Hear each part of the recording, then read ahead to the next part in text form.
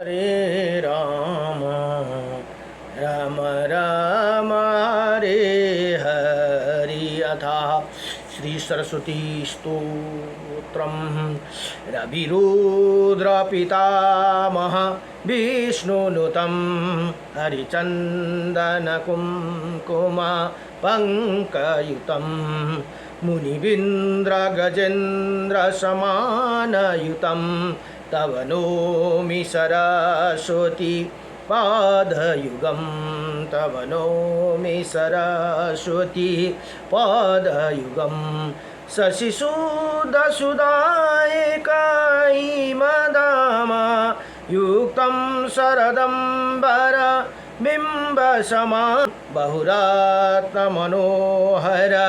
कान्तियुतं तव नोमि सरस्वती पादयुगं नमः तव नोमि सरस्वती पादयुगं कनकाब्जः विभूषिता भुक्तिपवं भवभावविभाविता भिन्नपदं प्रभुचित्तसमाहिता साधुपदं तव नोमि सरस्वती पादयुगं तव नोमि सरस्वती पादयुगं भवसागरमञ्जनभीतनुत प्रदीपदितसन्तितकारमिदं विमलादिका शुद्धविशुद्धपदं तव नोमि सरस्वती पादयुगं तव नोमि सरस्वती पादयुगं मतिहीन ज्ञानसरा परिमिन्द सकलागमन् भासिता भिन्नपदं परिपूर्णपुरेता विश्वमानका भवं तव नोमि सरस्वती पादयुगं तव नोमि सरस्वती पादयुगं परिपूर्णमनोरथा धामनिदं परमार्थविचारविवेकविदं सुरयोषिता सेविता पादतलं तव नोमि सरस्वती पादयुगं तव नोमि सरस्वती पादयुगं सुरमौलिमणिघृतसुवरकरं विषयादिमहाभयवर्णहरं सुरमौलिमणिधुति शुभ्रमकरं विषयादिमहाभयवर्णहरं निजकान्तिविलोमति चन्द्रशिवं तव नोमि सरस्वती पादयुगं तव नोमि सरस्वती पादयुगं गुणनैककुलास्थिता वीतपदं गुणगौरवगाविता सद्यपदं गुणगौरवगाविता सव्यपदं कमलोदर कोमल पादतलं तव नोमि सरस्वती पादयुगं तव नोमि सरस्वती पादयुगम् इति श्री सरस्वती स्तोत्रं सम्पूर्णं। नमो भगवते वासुदेवाय नमः। नागेन्द्रहाराय त्रिलोचनाय भस्मङ्गराय नमः शिवाय नमः शिवाय ॐ नमः शिवाय हर हर भोले नमः शिवाय दिगम्बराय मन्दाकिनीसलिलं चन्दचर्चिताय नन्दीश्वरा प्रथमनाथ महेश्वराय मन्दारपुष्पपुष्पशुभूषिताय तस्मै मकाराय नमः शिवाय नमः शिवाय ॐ नमः शिवाय हर हर भोले नमः शिवाय शिवाय गौरी वदनज वृन्द सूर्याय दक्षाधुरनाशकाय श्रीनीलकण्ठाय वृषभध्वजाय तस्मै शिकाराय नमः शिवाय ॐ नमः शिवाय हर हर भोले नमः शिवाय वशिष्ठ कुम्भो देवगौतमाय मुनीन्द्रते दैवाचितशेखराय चन्द्रकवैश्वानरलोचनाय तस्मै वकाराय नमः शिवाय ॐ नमः शिवाय ॐ नमः शिवाय यक्षस्वरूपाय यज्ञस्वरूपाय जटाधराय पिनाकहस्ताय सनातनाय दिव्याय देवाय दिगंबराय तस्मै यकराय नमः शिवाय ॐ नमः शिवाय हर हर भोले नमः शिवाय पंचाक्षरयेमिदं पुण्यं या पठे शिवेन सन्निधौ शिवैलोकैकवाप्नोति शिवेन समोदति ॐ नमः शम्भवाय च मयोभवाय च नमः शिवाय च नमः शिवाय ॐ नमः शिवाय र अहिले श्री वराह पुराणको 26 अध्यायमा कुब्ज मर्का तीर्थ हरिकेशको महात्म्य र रेव्य मुनि पर भागवत कृपाका प्रसङ्ग अघि भाग यो ठुलो अध्याय भएकोले गर्दा मैले 2 भाग गरेँ। अघि प्रथम भाग भनेर अघि राखेँ, अब द्वितीय भागको यहाँ प्रसङ्ग आउँदछ। अब यहाँ भन्नुहुन्छ साथै आनन्दपूर्वक यी राजकुमार र राजकुमारी अब आनन्दपूर्वक उपवन में एक साथ आनंदपूर्वक इस प्रकार विहार करते मानो समुद्र और उसी बेला तटी इसी प्रकार पूरे 70 वर्ष व्यतीत हो गए भनेर यहाँ बताउनुहुन्छ। मेरी माया से मोहित होने के कारण भनेर यहाँ भगवानले बताउनु हुँदैछ, पृथ्वी मातालाई बताउनु हुँदैछ है। होने के कारण वो दोनों एक दूसरे से पहचान भी न सके। अब हामी पूर्व जन्ममा यस्तो थियौं भनेर उनीहरूले पहिचान सकेनन् अरे। एउटा नेवल थिए, एउटा सर्प भएर जन्मेका के अरे उनीहरूको एक अर्कामा युद्ध गरेर मरे र एकजना राजकुमारी सर्पिनी राजकुमारी भई भने नेवल राजकुमार भएर जन्मे। तर यिनीहरूलाई पिछले जन्म थाहा छैन भनेर यहाँ बताउनुहुन्छ। उन दोनों ही उपवन में घूम रहे थे, राजकुमारी की दृष्टि एक सर्पिणी पर पड़ी। अब यतिखेर हेर्नुहोस् है, राजकुमारी की दृष्टि एउटा सर्पिणी पर पड़ी अरे। उसे मारने के लिए तैयार हो गई यहाँ भन्नुहुन्छ। अब राजकुमार के मना करते रहने पर भी वो अपने विचार से विचलित न हुआ और उसने उसी सर्पिणी को मारा ही डाला भनेर यहाँ बताउनुहुन्छ। अब राजकुमारी के मन में प्रतिक्रिया स्वरूप भीषण रोष उत्पन्न हुई भनेर यहाँ बताउनु भयो। राजकुमारले त्यो सर्पिणीलाई मारे रे। हेर्नुहोस् है, अब यहाँबाट चाहिँ थाहा हुने कुरा आउँदा थाल्यो। राजकुमारले त्यो सर्पिणीलाई जबरजस्ती नमार भन्दै पनि मारिदिए अरे जङ्गलमा। और राजकुमारी को मन में प्रतिक्रिया स्वरूप भीषण रोष भनेको बड़ो दुश्मनी उत्पन्न हो गई और किंतु वो कुछ बोल ना पाई। इधर उसी ही समय राजपुत्र के सामने भली से एक नेवाल निकला और भोजन के लिए किसी सर्प की खोज में इधर उधर घूमने लगा। राजकुमारी ने उसे देख लिया। यद्यपि नेवल का दर्शन शुभ सूचक है और नेवल केवल इधर उधर घूम रहा था, तो फिर क्रोध के वशीभूत होकर राजकुमारी ने उसे मारने लगी। अब त्यो अघि सर्पिनी मारेन राजकुमारले, अब यता फेरि राजकुमारीले त्यो नेवल देखेर त्यसलाई मार्न थालिन् रे। राजकुमारी उसे मार्ने उसे बहुत रोका, किंतु प्रयाग ज्योतिष न रह सकी। उसी पुत्र ने शुभ दर्शन नेवल को मार ही डाला। अब इधर एक दूसरेमा पहिलाको जन्मको हिसाबले यहाँ कुरा आए है। राजकुमारले सर्पिणीलाई मारी सर्पिणीले नेवललाई मारी। अब यिनीहरू त्यही मारामार गरेर राजकुमारी र राजकुमार भएको थिए।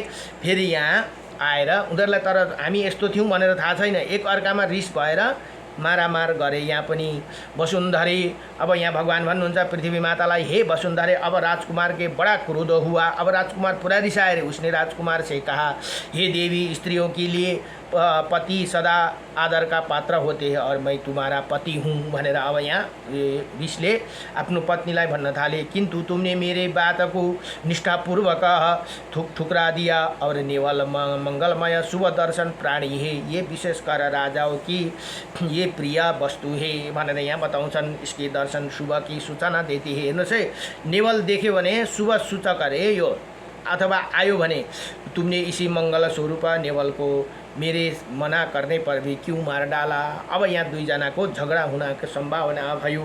अब वसुन्धरे इस पर प्रायः ज्योतिषी नरेश कि वो कन्या कौशल नरेश के पुत्र से, कौशल नरेश है त्यो छोरा चाहिँ राजकुमार चाहिँ कौशल नरेश का पुत्र हुन्। रोष भरकर कहने लगी कि मेरे बार बार रोकने पर भी आपने उसी सर्पिणी को मारा डाला, अतएव मैंने भी सर्पों को मारने वाला इसी नेवल को मार डाला, बराबर भयो हिसाब भनेर यहाँ ती राजकुमारी भन्दथिन्। हे वसुन्धरी, राजकुमारी की इसी बात को सुनकर कठोर शब्द में डांटते हुए राजकुमार ने उसे कहा, हे भद्रे, सांप के दांत बड़े तक्षण तथा उसका विष बड़ा तीव्र होते हैं भनेर यहाँ बताउँछन्। उसे देखते ही लोग डर जाते हैं। ये दुष्ट प्राणी मनुष्य को आदि के डस लेते हैं और उसे भी मर जाते हैं। अतः सबका अहित करने वाला एवं विष से भरे हुए इसी जीवों को मैंने मारा है भनेर यहाँ ती राजकुमारले आफ्नो पत्नीलाई बताउँदछन्। इधर प्रजा की रक्षा करने का राजाओं का धर्म है, जो पूरे मार्ग पर चलते ही उनकी उचित तथा कठोर दंड द्वारा ताड़ना करना हमारा कर्तव्य है भनेर राजकुमार यहाँ भन्नुहुन्छ। जो निरपराध साधु एवं स्त्रियों को भी कलेश पहुँचा दे है, वो भी यथार्थ धर्म के अनुसार दंड के पात्र और वध के योग्य है भनेर यहाँ बताउनु भयो। मुझे तो राजधर्म का पालन करना ही चाहिए, पर मुझे तुम ये तो बताओ कि इस नेवला का क्या अपराध था। लु, मैले साँपलाई त त्यही कारणले मारे, तर तिमीले चाहिँ यो नेवालले के अपराध गरेर यसलाई मार्यौ भनेर यहाँ आफ्नो पत्नी राजकुमारीलाई सोध्न जुन्छ ती राजकुमारले। अब यहाँ नाम बताएको छैन है राजकुमारको। यहाँ भन्नुहुन्छ स्त्री कलेश पहुँचा यथार्थ धर्म अनुसार दंड का पात्र योग्य, मुझे राजधर्म का पालन करना चाहिए। मुझे तो बताओ कि इस नेवल ने तुम्हारा क्या बिगाड़ा था भनेर यहाँ बताए के अपराध था। ये दर्शन यहाँ एवं सुंदर रूपा वाला था, ये राजाओं के घर में पालने योग्य तथा शुभ दर्शन और पवित्र माना जाते हैं भनेर यहाँ भन्नुहुन्छ। फिर भी तुमने इसे मार डाला, तुम्हें मेरे बार बार मना करने पर भी इसी नेवल को मारा है, अतः एवं अब से तुम मेरी पत्नी नहीं रही भनेर ला। अब यस्तो पो भनिदिए त, और ना अब मेरे ही तुम्हारा पति रहा गया। अधिक क्या स्त्रियाँ सदा अवध्य बतलाई गई है, इसी कारण मैंने तुम्हें छोड़ देता हूँ। स्त्रीलाई वध गर्नु हुँदैन, त्यही कारण तिमीलाई म छोडिदिँदैछु भनेर ती राजकुमारले भन्छन्। और तुम्हारा वध नहीं करता देवी राजकुमारी।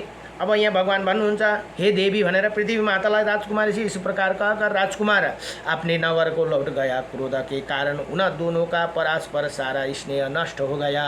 धीरे धीरे मंत्रियों द्वारा वो बात कौशल नरेश को विदित हुई, तो उन्होंने ये मंत्रियों को सामने ही द्वारपालों को आज्ञा देकर राजकुमार और वधू को आदरपूर्वक बुलाया। पुत्र और पुत्र वधू को अपने पास उपस्थित देखकर राजा ने कहा, ये पुत्र, तुम लोगों में जो परस्पर अकृत्रिम और अपूर्व स्नेह था, वो साहस कहाँ चला गया। तुम लोग परस्पर अब सर्वथा विरुद्ध कैसे हो गए।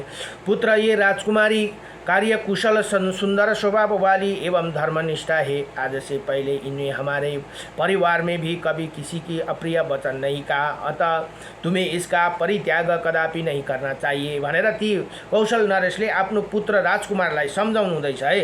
त तुम राजा हो, तुम्हारा राजधर्म ही मुख्य धर्म है और उसका पालन स्त्री के सहारे ही हो सकती है। अतः हे लोगों का ये कथन परम सत्य है कि स्त्रियों के द्वारा ही पुत्र एवं कुलका संरक्षण होते हैं भनेर यहाँ यसरी बताउनुहुन्छ। हे पृथ्वी, उसी समय राजपुत्र ने पिता का बात आदरपूर्वक सुन ली और उनके दोनों चरणों को पकड़ और कहने लगी, पिताजी, आपकी पुत्र वधु ने कहीं कोई भी दोष नहीं है, किंतु इसने बार बार रोकने पर भी मेरे देखते ही देखते एक नेवल को मार डाला। उसने सामने मरा पड़ा देखकर मुझे क्रोध आ गया और मैंने कह दिया कि अब ना तो तुम मेरी पत्नी हो और न मैं तुम्हारा पति। महाराज, बस इतना ही कारण ही और कुछ नहीं। पृथ्वी, इस प्रकार अपने पति की बात सुनकर प्रयाग ज्योतिषपुर की उसी कन्या ने भी अपने ससुर से सिर झुकाकर प्रणाम किया और कहने लगी, इन्होंने एक सर्पणी को जिसका कोई भी अपराध ना था तथा जो अत्यंत भयभीत थी, मेरी सैकड़ों बार मना करने पर भी उसे मार डाला। सर्पिणी को मृत्यु देखकर मेरे मन में बड़ा क्षोभ और दुख हुआ, पर मैंने उसे कुछ भी नहीं कहा। बस यही इतना ही बात है। हे वसुंधरे भनेर यहाँ भगवान भन्नुहुन्छ, उसी कौशल देश के राजा ने अपने पुत्र और पुत्रवधू की बात सुनकर सभा के बीच में ही उन्हें दोनों से बड़ा मधुर वाणी से कहना आरंभ किया। वो बोले, हे पुत्री, इस राजकुमार ने तो सर्पिणी को मारा और तुमने नेवल को फिर इसी बात को लेकर तुम लोग आपस में क्यों क्रोध कर रहे हो? तो ये बतलाओ, पुत्र नेवल के मार जाने पर तुम्हें क्रोध करने का क्या कारण है? अथवा राजकुमारी, यदि सर्पिणी मारा गई तो इसमें तुम्हारा क्रोध का क्या कारण है? अब यहाँ सोध्न थाले, किन के कारणले तिमीहरू रिसाउ त भनेर यहाँ राजा भन्नुहुन्छ। उसी समय कौशल नरेश को आनंद देने वाला उसी यशस्वी राजकुमार ने पिता की बात सुनकर मधुर स्वर में कहा, महाराज, इस प्रश्न में आपका क्या प्रयोजन है? आप इसने ना पूछे, आपकी जो कुछ पूछना ही वो उसी राजकुमारी से ही पूछने। पुत्री की है। पुत्र की बात सुनकर कौशल नरेश ने कहा, हे पुत्र, बताओ तुम दोनों को बीच स्नेह विच्छेद का कारण क्या है? पुत्रों में जो योग्य होने पर भी अपने पिता के पूछने पर गोपनीय बात छिपा लेते, ये वो अधम ही है भनेर यहाँ बताउनु। उन्हें तप्त बालू का मय घोर रोरप नरक में गिरना पड़ता है। हेर्नुहोस् त, आफ्नो पितालाई ढाँट्नु हुँदैन अरे। आफ्नो पितालाई ढाँट्यो भने यो रोरप नरकमा गिर्नुपर्छ अरे भनेर यहाँ बताउँदछन् है। अब यहाँ भन्तो के भन्नुहुन्छ, किंतु जो शुभ अवस्था अशुभ सभी बातों को पिता के पूछने पर बता देते हैं, वैसे पुत्र वही दिव्य गति मिलते हैं जो सत्यवादी लोग पाते हैं। अतएव पुत्र, तुम्हें मुझसे वो बात अवश्य बतलाना चाहिए जिसके कारण गुणशालिनी पत्नी के प्रति तुम्हारा प्रीति समाप्ति हो गई भनेर यहाँ कौशल नरेश सोध्नुहुन्छ।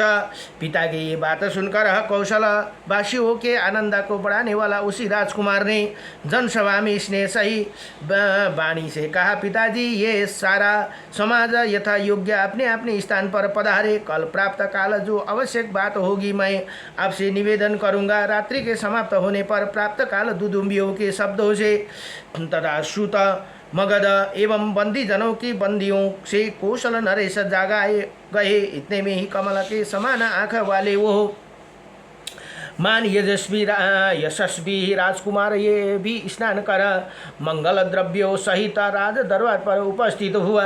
द्वारपाल ने राजा के पास पहुंचकर इसकी सूचना दी कि कहा, महाराज, आपकी दर्शन के लालसा से राजकुमार दरवाजे पर उपस्थित है। उसकी बात सुनकर कौशल नरेश बोले, हे कुंज, किन मेरे साधुवादी पुत्र को यहाँ शीघ्र लाओ। हे नरेश के ऐसे कहने पर उनकी आज्ञा के अनुसार द्वारपाल ने राजकुमार को वहाँ प्रवेश करा दिया। विनीत एवं शुद्ध हृदय राजकुमार ने पिता के महल में जाकर उन्हें चरण में सिर झुकाकर प्रणाम किया। पिता के भी आनंद पूर्वक राजकुमार को जय जीव कहकर दीर्घजीवी होने का आशीर्वाद दिया। दीर्घजीवी भनेर पिताले यसरी आशीर्वाद दिने नव जय जीव और दीर्घजीवी और हामीले यसरी आशीर्वाद दिनुपर्छ अरे, या आयुष्मान भव दीर्घजीवी भव भनेर पुत्रहरूलाई यसरी आशीर्वाद दिनुपर्दछ। अब उन्हें हंसकर अपने पुत्र राजकुमार से कहा, हे शुभोदय, मैंने पहले तुम्हें जो पूछा था वो बात बताओ। अब राजकुमार ने अपने पिता से कहा, महाराज, इसके बतलाने से किसी अच्छे फल की संभावना नहीं है। राजेंद्र, यदि आप इसे सुनने के लिए उत्सुक है तो मेरे साथ कुब्ज मर्क तीर्थ में चल्ने की कृपा करे भनेर ती पुत्रले अब पितालाई भने है कौशल नरेशलाई, मैंने इसी वहाँ चलकर आपको बतला दूंगा भनेर यहाँ भन्नुहुन्छ। हे सुनाए भनेर भगवान यहाँ पृथ्वी मातालाई भन्नु। उसी समय राजा ने पुत्र की बात सुनकर उसे प्रेम पूर्वक कहा, बेटा बहुत ठीक है। फिर जब राजकुमार वहाँ से चला गया तो राजा ने अपने उपस्थित मंत्रिमंडलों मीठे स्वर से कहा, मंत्रियों आप लोग मेरी निश्चित की हुई एक बात सुनो। इस समय हम कुब्जा मर्क तीर्थ में जाना चाहते, इनकी आप लोगों शीघ्र व्यवस्था कर दे। शीघ्राति हाथी घोड़ा रथ आदि जुतवाए जाए।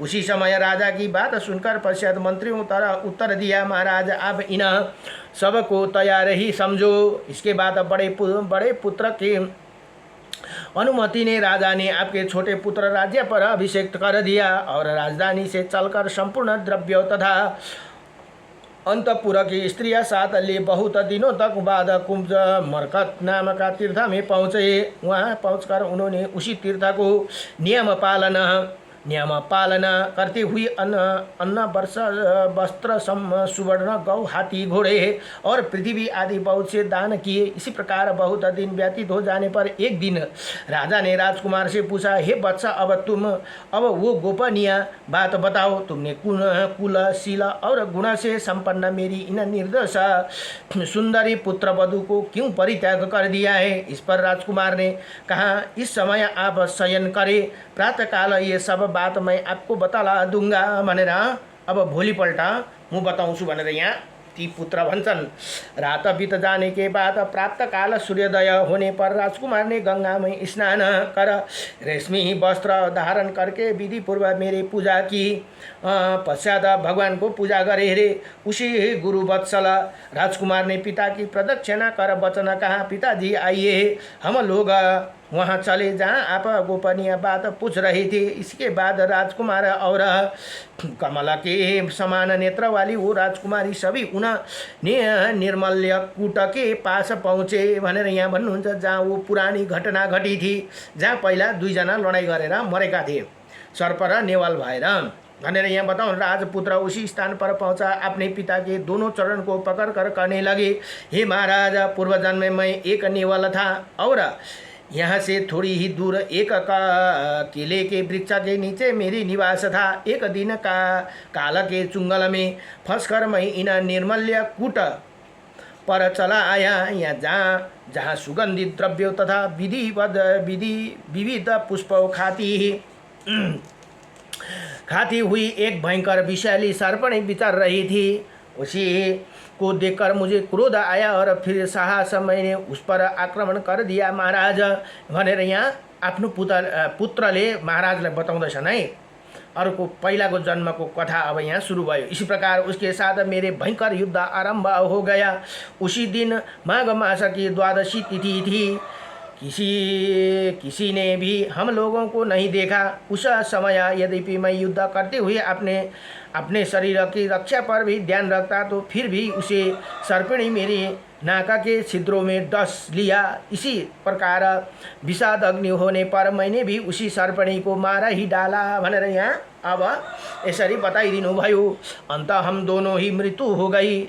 इसके बाद मैं आपके कौशल देश राजा के घर में राजपुत्र के रूप में उत्पन्न हुआ। राजा ने ये कारण ही क्रोधवश मैंने उसी सर्पिणी को मार डाला था भनेर यहाँ अब कथा यहाँ ल्याएर जोड़े। राजकुमार का बात समाप्त होने पर राजकुमारी ने भी कहने लगे, महाराजा ही मैं पूर्व जन्म में इसी निर्मल्य कूट क्षेत्र में रहने वाला एक वहाँ सर्पिणी थी। उसे लड़ाई में मरकर मैंने प्रायः ज्योतिष नरेश का यहाँ कन्या के रूप में उत्पन्न होकर आपकी पुत्र वधू हुई भनेर यहाँ राजालाई यसरी पूर्व जन्मको बात यहाँ बताइदिनु भयो।